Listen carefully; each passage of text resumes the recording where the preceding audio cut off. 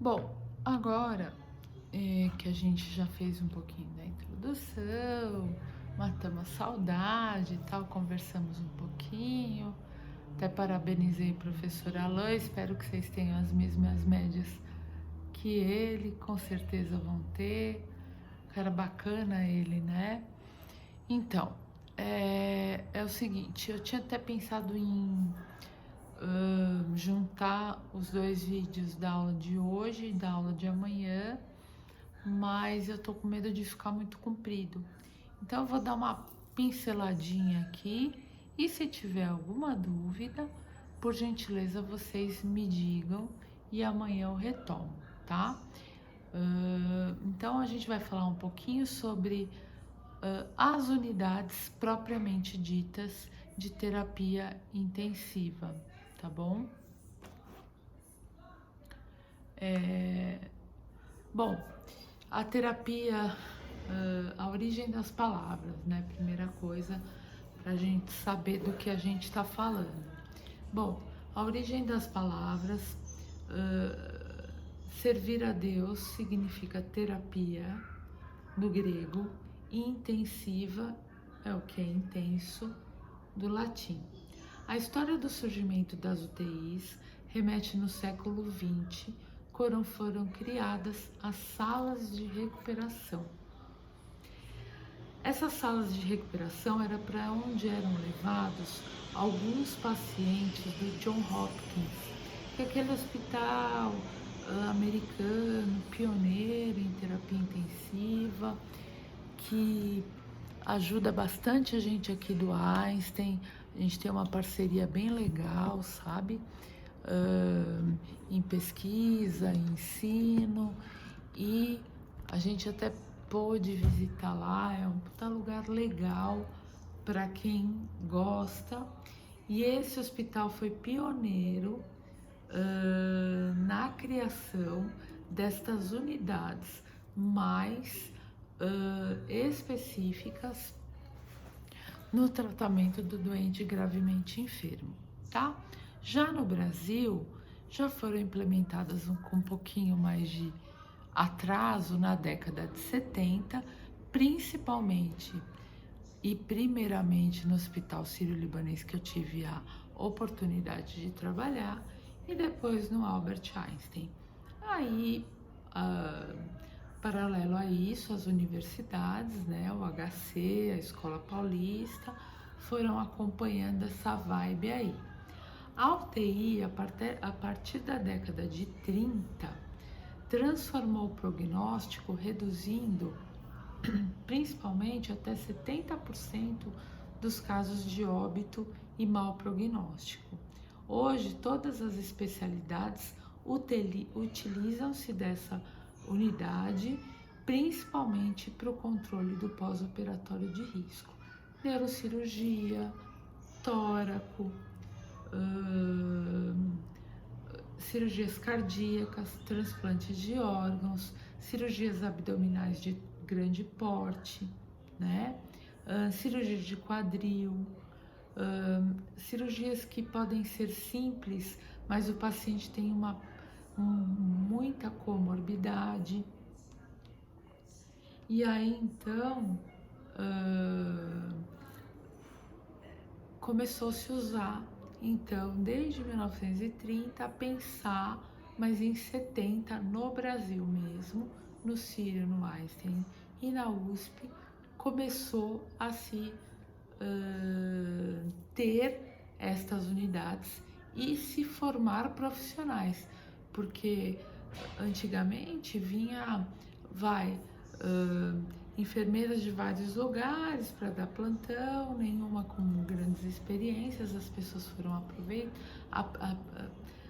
foram se adequando, os médicos também tentando entender as doenças, e ao longo do tempo foram se formando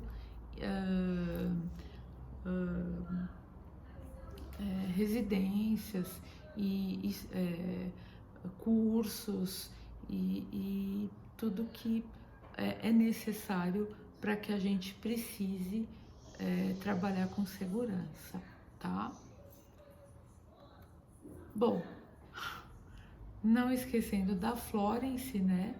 Ela idealizou uma unidade de terapia intensiva para pacientes graves na Guerra da Crimeia, diminuindo assim 40% de internação e de diminuição de óbitos nos soldados hospitalizados.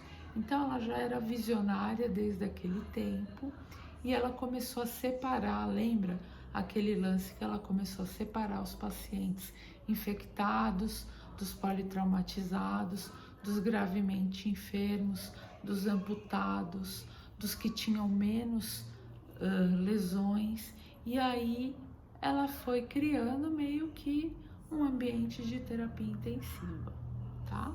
Isso aqui é mesmo curiosidade, tá bom?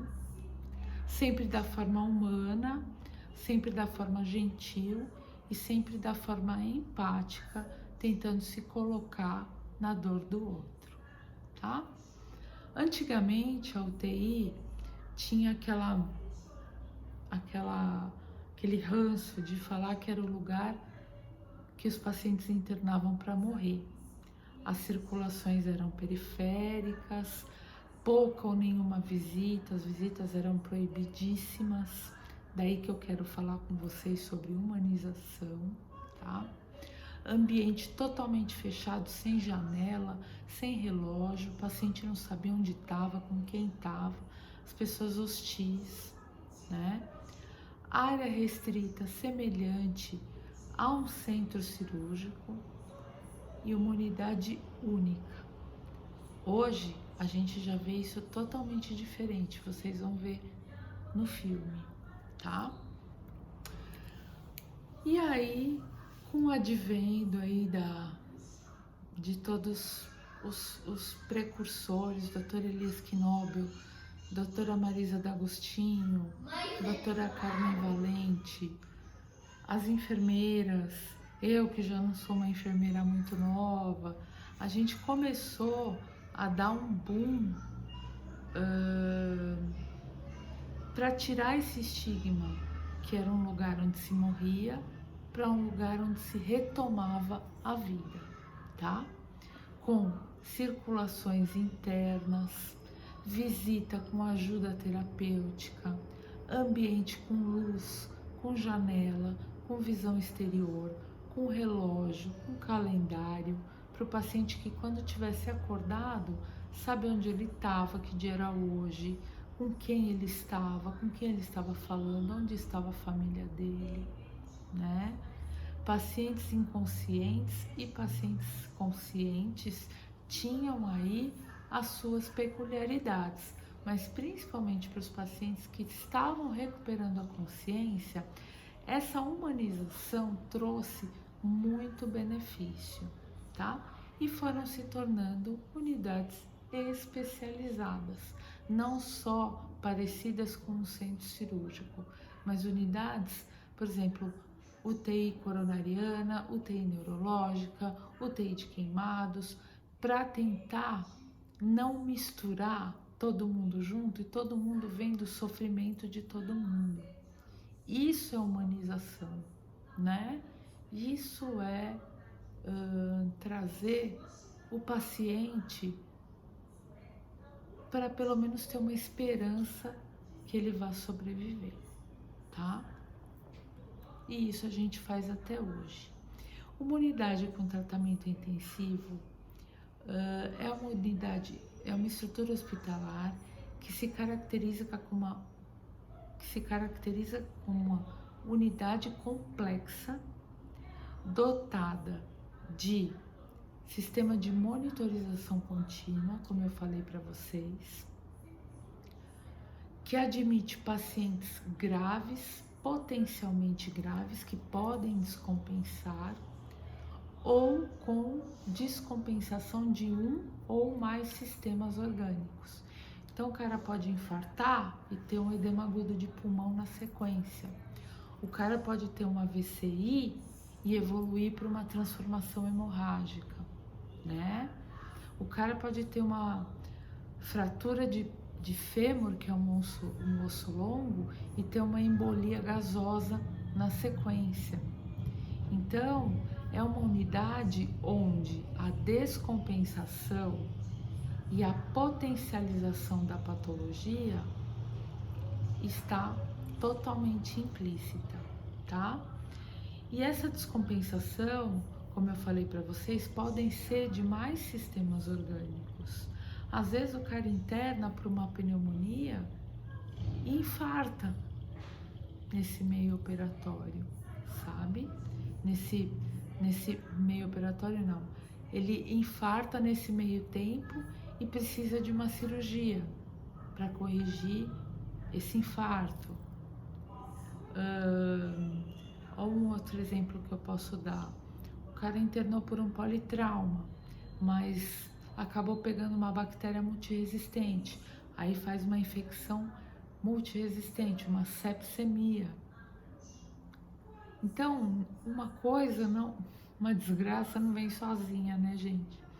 Então, o cara às vezes pode internar por um motivo, mas ele é tão grave que ele pode ser acometido, ele pode acometer os outros sistemas. E é por isso que nós estamos ali, para prevenir isso e para, se isso acontecer, a gente tratar, tá bom? Na UTI ninguém trabalha sozinho. O intensivista não trabalha sozinho, a enfermeira não trabalha sozinho, o técnico não trabalha sozinho, o auxiliar não trabalha sozinho, a farmácia, a psicóloga, a nutri, a físio, é uma equipe multidisciplinar, tá bom? Para tentar ressuscitar esse cara, tá? A gente faz uma força-tarefa para tentar tirar esse cara do pior momento da vida dele. Bom, característica da UTI: atender o paciente crítico, atender pacientes no pós-operatório de alta complexidade, atender urgências e emergências. Como eu falei para vocês, temos um pouquinho de pronto-socorro, né? Unidades de retaguarda, realização de procedimentos de grande complexidade, uma passagem de um dreno, de um catéter, uma intubação, uma traqueostomia, um catéter de diálise, uma fixação externa na perna que não consegue chegar no centro cirúrgico, tá bom? E pacientes com risco iminente de morte. Cada UTI deve ser uma área geográfica distinta dentro do hospital. De preferência, a gente que está mais tempo, a gente gostaria que a UTI fosse em cima do pronto-socorro, embaixo do centro cirúrgico e as clínicas vindo acima, para ter fácil acesso, chegar rápido. Um andar acima do pronto-socorro, um andar abaixo do centro cirúrgico e aí as clínicas, né, as enfermarias acima, tá? Em termos de gravidade, isso é praticamente meio lógico. A UTI, ela não pode ser considerada o coração do hospital, ela tá bem no meio, né? É o core. Talvez possa ser o cérebro do hospital, porque sem o cérebro nada funciona, mas pode ser também considerada como o coração do hospital, porque tudo vai para a UTI, tá bom? Mas isso aí a gente vai discutindo ao longo do tempo. Tudo bem?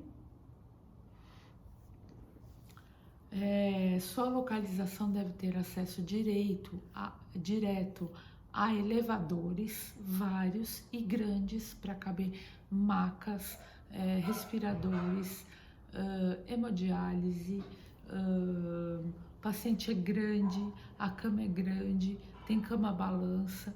Então, elevadores, serviços de emergência, centro cirúrgico, sala de recuperação, unidades intermediárias de terapia,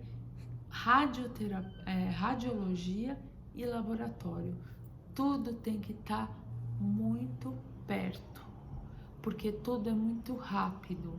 1 minuto que a gente perde na UTI é 1 minuto de vida que o paciente perde, tá? Bom, o número de leitos é de acordo com a possibilidade do hospital, o tamanho do hospital, as características do hospital, os recursos financeiros, econômicos e de recursos humanos também do hospital, né? Um método empírico frequentemente relatado é que um hospital geral deveria destinar 10% da capacidade de leitos para UTI, e a gente viu que agora na pandemia a gente viu que isso nada acontece, é empírico mesmo, né? Quanta gente precisando de leito de UTI, não só aqui em São Paulo, mas no norte, no nordeste, no sul.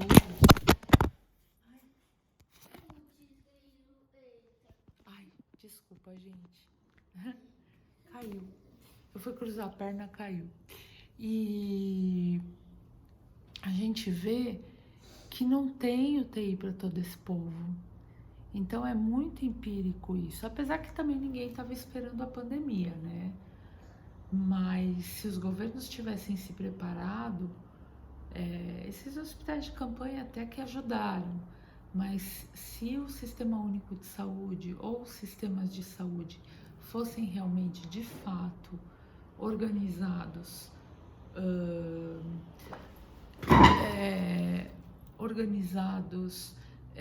todos direitinhos, como é na Europa, como foi na Alemanha, como tem sido na França, teria sido muito mais fácil a gente recuperar essas 100 mil vidas perdidas, tá? A instalação com menos de 5 leitos torna-se impraticável e tem, gente, hospital que não tem nem terapia intensiva. O pessoal se mata para conseguir um leito de retaguarda no pronto-socorro, no centro cirúrgico. É uma realidade muito dura nossa, tá? Por isso que eu falo muito de humanização, tá?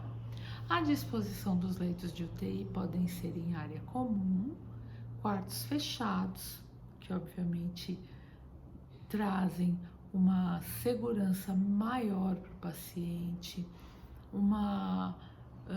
como eu posso falar, uma proteção individual, menor risco de infecção. O paciente consegue ficar, como eu posso dizer, mais protegido, menos exposto. Tudo que a gente não quer é deixar um paciente de UTI exposto, né? A área comum proporciona observação contínua dos pacientes, então ficam os leitos, um posto de enfermagem no centro, e a gente consegue ver estes pacientes e circular para cuidar deles, tá bom? As unidades com leitos dispostos em quartos fechados devem ser dotados de painéis de vidro para facilitar a observação dos pacientes, que é aquela porta de vidro que a gente vê até na novela, né? Bom, dessa forma, a unidade é necessária uma central de monitorização que fica lá no meio da UTI, com todos os leitos, e a gente fica olhando ali se tem alguma coisa errada. Alarmes, apitos, isso é o tempo todo. De ventilador, de monitor, de bomba, de cama, de máquina de hemodiálise, de tudo, de tudo. Então, a gente que trabalha em UTI tem o ouvido muito bem preparado para saber se é um monitor que está tocando ali no leito 2, se é o ventilador que está tocando ali no leito 5, se é a máquina de diálise que está tocando ali. Então a gente tem olho biônico, tá? Então é um ambiente bastante interessante de vocês verem, tá? Existem as salas de isolamento, quando possível. Nem todos os hospitais conseguem isolar pacientes, infelizmente. principalmente nos hospitais públicos. Não é possível sempre isolar pacientes. Tá aí a ideia do Covid, né? Essa necessidade vai depender principalmente da população de pacientes e dos requisitos do Departamento de Saúde Pública, tá? Os pacientes devem ficar localizados de modo que a visualização direta ou indireta seja possível durante todo o tempo, permitindo a monitorização do estado dos pacientes sob as circunstâncias de rotina e se eles evoluem para emergência. João, pega a folha lá, João, para ver se tem aula de inglês. Desculpa, pessoal, que eu tô acompanhando os meus filhos na aula também, tá? O projeto preferencial é aquele que permite uma linha direta de visão entre paciente e posto de enfermagem. Os sinais de sistema de chamada do paciente. Fala oi pro pessoal aqui, filho. Oi. Momento síncrone poli. Volta 9h45, tá? Não, isso é só do grupo 1. Não. Ah, é. Então você só volta 10h40. Ah, então ainda Desculpa, pessoal. Voltando. Os sinais dos sistemas de chamada dos pacientes, eles têm que ter campainha. Isso eu tô falando no ambiente, veja, no ambiente em que os pacientes têm um pouquinho mais de recurso. Pensa no HC, pensa no Mandaki, se esses pacientes têm campainha e se eles tocam e se o pessoal vai atender lá na hora. Não vai, porque não tem recurso humano, não tem recurso físico, nem sempre as campainhas funcionam, às vezes é no bate-palma, no grito, no socorro, um acompanhante saindo no corredor. Então isso vocês vão ver muito, e por isso que eu gostaria que vocês estudassem hoje sobre humanização, sobre o que é possível fazer dentro de um ambiente em que não se tem recursos.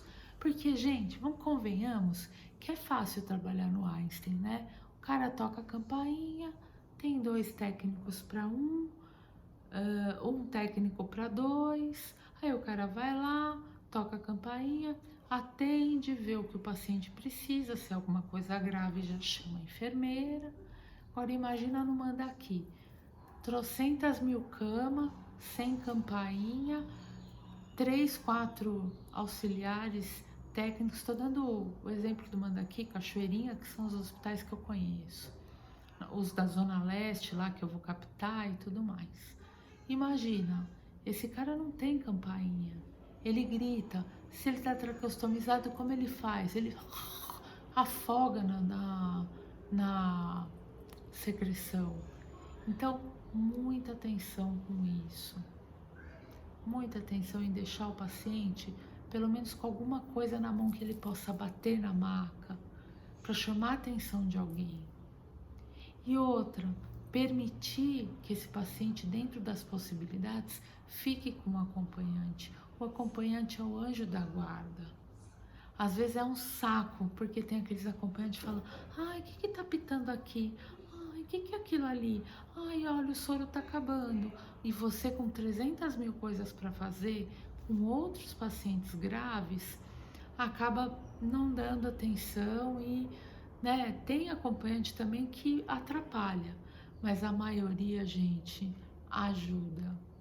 E vamos dar ouvido para esse pessoal, tá bom? Principalmente nos hospitais que vocês vão fazer estágio, tá?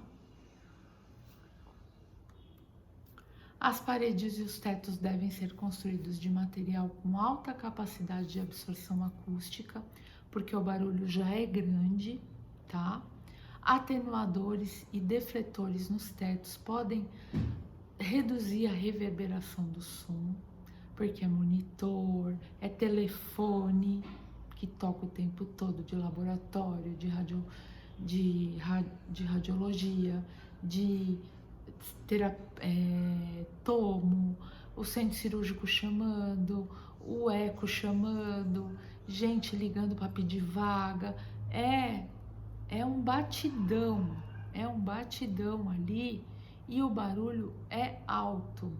Então a gente tem que tentar minimizar. Eu acho que eu falo baixo assim, e calma e tranquila, de tantos anos que eu passei ouvindo monitor, hemodiálise, telefone, ventilador, pessoas falando, pacientes gritando. Então, a gente tem que ter muita calma, muita tranquilidade, muita frieza com calor, frieza com amor, frieza com resiliência, frieza com afeto, frieza com respirar fundo e falar assim: eu tô aqui pela vida do amor, pelo amor da vida de alguém. Entendem o que eu tô querendo dizer? Por favor, entendam. Entendam, porque isso vai levar vocês a terem muito sucesso e êxito com os seus pacientes, tá?